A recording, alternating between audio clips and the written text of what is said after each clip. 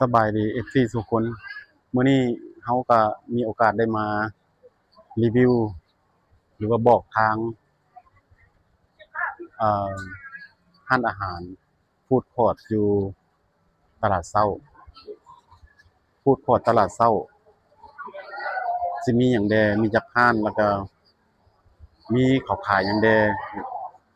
บางคนก็ให้บอกว่าบ่เคยไปจักเทื่อศูนย์อาหารอยู่ตลาดเช้าเพราะบ่ฮู้เขาเจ้าว่าเขาเจ้าขายหยังแดมีหยังแด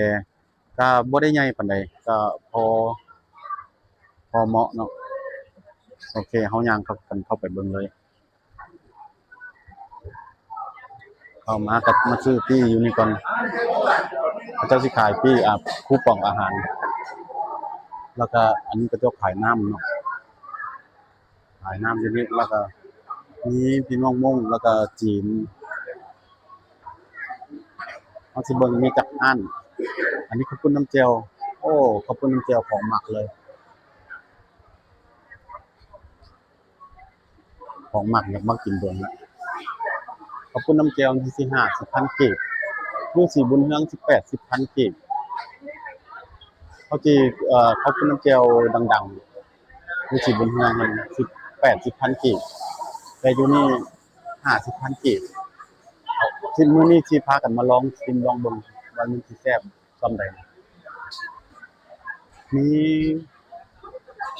ข้าวปุ้นน้ำซีน50,000ข้าวปุ้นน้ำปลา50,000แล้วก็ข้าวปุ้นน้ำแจ่ว50,000ครับข้าวซอยหลวงพระบาง50,000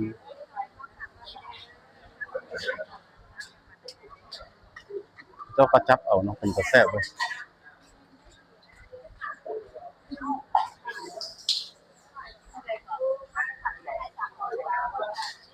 50,000ต่อ3ตอน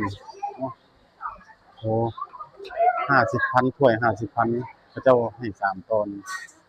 แต่ว่าคันผู้ใดสิเอาเพิ่มก็แต่ต้องได้เสียเพิ่มอันนี้ขอบคุณน้ำเจียวที่หลายคนที่มักแล้วก็อยากให้มาถามถ้วยเขาซ้ำนี่ประมาณซ้ำนี่ถ้วยมีไส้เดียวมันบ่ถ้วยน้อยกับถ้วยใหญ่ถ้วยน้อยคนถ้วยน้อยจักพันอ๋อเอาตอนเพิ่มแต่ว่าอันน่ะคัน60,000นี่ได้จักตอนได้5ตอนโอ้ได้3ตอน50,000โอเคอืมนี่ก็คือขอบคุณน้ำแจ่วเจ้าหน้าที่ก็สิขึ้นมากินเด้อถ่ายก่อนนี่ก็ตำแซ่บอาหารมาขึ้นอันนี้ก็เหลือแดงนะครับมีลาบดิบ60,000แกงปลาลาบงัว60,000ก้อยลาบ60,000ไก่เป็นโตต้ม160,000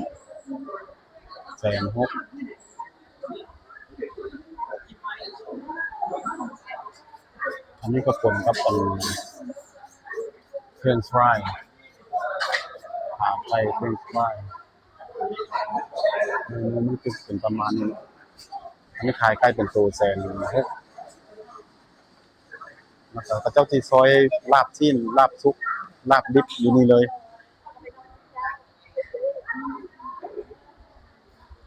อันนี้เป็นอาหารเฝอด้วย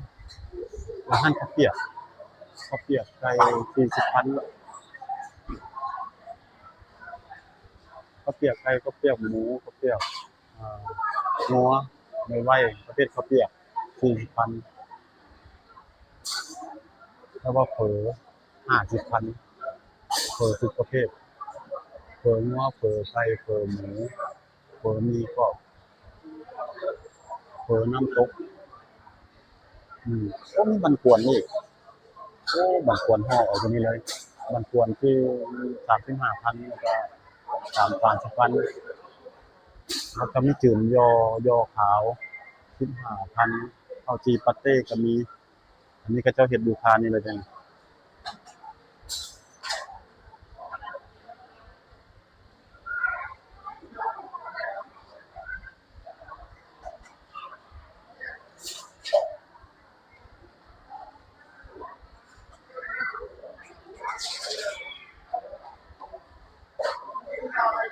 มันควรนี่สิมัน35,000กับ30,000มันควรกันคนไทยก็เอิ้นขนมปากหม้อเฮ็ดเอาอยู่นี่เลยอ้อต้องได้ขึ้นมาลองก็ประมาณนี้เนาะมันควรอันนี้มีข้าวปุ้นน้ำแจ่วอีกเจ้าหนึ่งเขาว่าเจ้าหนึ่งแซ่บบ่แม่นเจ้าหนึ่งบ่เจ้าเก่าข้าวปุ้นน้ำแจ่วเจ้าเก่าอยู่ตัวใดตัวนี้มันบ่โอ้สิชวนครอบครัวขึ้นมากิน ก็จะว่าข้าวปุ้นน้ำแจ่วเจ้าเก่าแซ่บอืมเจ้าก็ขายอันน้ำ50,000คือกัน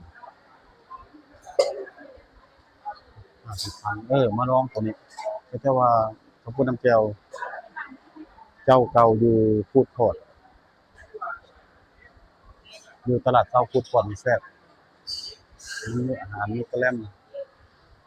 ก็น้ำหวาน20,000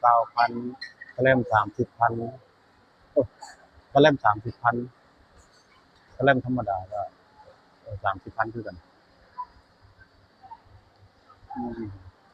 แล้วอันนี้ก็ขายน้ำขายกาแฟนะอันนี้ข้าวขาหมูที่ก็ซื้อ50,000ข้าวมันไก่50,000ข้าวหมูกรอบอืมราคาอันนี้ตำแซ่บ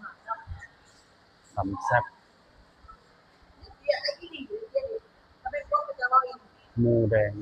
45,000หมูแดงหมูกรอบอืมอันนี้ก็เจ้าบ่มาเนี่ยลางานลาเวียกลางานเฟอเฮือก๋วยเตี๋ยวเรือก๋วยเตี๋ยวเรือสิเท่าใด45,000ก๋วยจั๊บ45,000ต้มยำทะเล60,000เย็นตาโฟ40,000ข้าวราดหน้าก็สิแม่นประมาณนี้เนาะสิมีไข่เค็มแล้วก็สิมีแกงเผ็ดขั่วบรอกโคลีมีไข่แล้วก็มีข้าวขาหมู40,000ข้าวราดหน้า40,000ข้าวหน้าเป็ดอันนี้ก็เฝออีกเฝอประมาณ40,000ข้าวซอยมื้อนี้เรามาแต่เช้ามันก็เลยคนบ่ค่อยมีหลายปานใดเขาเจ้าบ่ได้เลิกการเทื่อเขาเจ้าบ่ได้กินพักเที่ยงเทื่อพักเที่ยงสิมีคนมาหลายตอนนั้นมาตอนเที่ยงเนี่ยคนแย่งกันกินเลยแต่มื้อนี้บ่หลายปานใดผัดกะเพราผัดไทยต้มยำทะเลขั่วเห็ดรวมผักกาดหน้าสุกี้ผัดเส้นร่อนข้าวผัดกุ้งสุกี้กระทะร้อนราคาสิ50,00060,000เดี๋ยวจะทำน้ำเบิ่งเอาตามอ่านเอาตามนี้เด้อสิมีประมาณนี้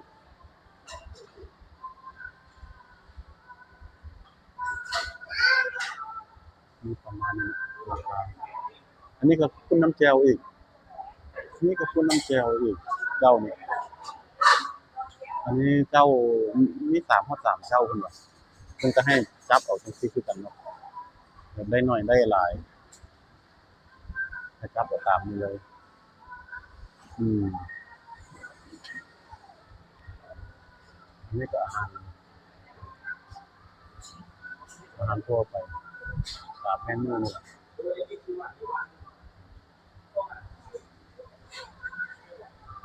สลาย30,000 35,000ไปซั่นน่ะข้าวหมูกรอบสลายอันนี้ก็ข้าวหยังอันนี้ข้าวปาดปูนเชียงขวางอ้าวบ่เคยกินจักเทื่อข้าวปาดปูนเชียงขวางราคา25,000กีบข้าวปาดปูน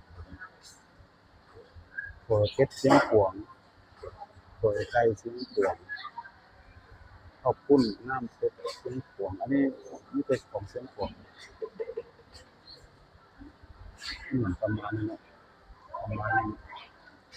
อืมตอนนี้น้ำก็จะเป็นเต้าหู้ข้าวพันธุ์คือบัวลอย8,000หมอน้อยข้าวพันธุ์โอ้มีหกหมอน้อยโอ้ข้าว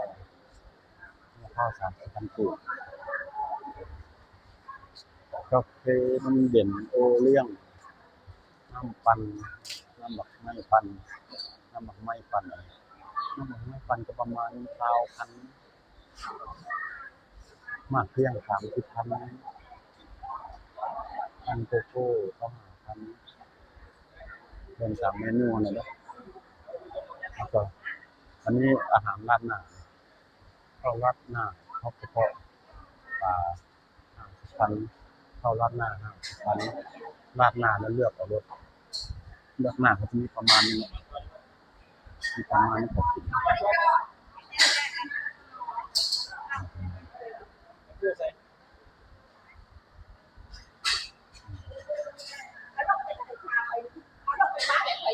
มีลาบไก่ลาบหมูอันนี้ข้าวปุ้นจีนข้าวปุ้นจีนนี่ข้าวปุ้นจีนข้าวราดหน้าข้าวปุ้นจีนข้าวปุ้นจีนนี่มันเป็นแบบใดโอ้อันนี้เขาเอิ้นข้าวปุ้นจีนเนาะแม่กินไม่ชิมหมดอันนี้หมดมือแล้วเราไม่ได้ทานอืมเส้นมันก็มันเส้นนั่นแม่เป็นสิ่งแบบนี้อันนี้เป็นคนกินใหญ่อันนี้เป็นใหญ่โอ้อันนี้เขาเอิ้นข้าวปุ้นจีนมันนั่นสิส่วนครอบครัวขึ้นมากินเด้ออืมมีกระเพาะปลาก็50,000มีข้าวปุ้นจีนต่างหากข้าวมันไก่หมูกรอบอืมโอ้อันนี้หลังจากกินแล้วก็มีโรตีมันโรตีใส่ไข่35,000โรตีไก่80,000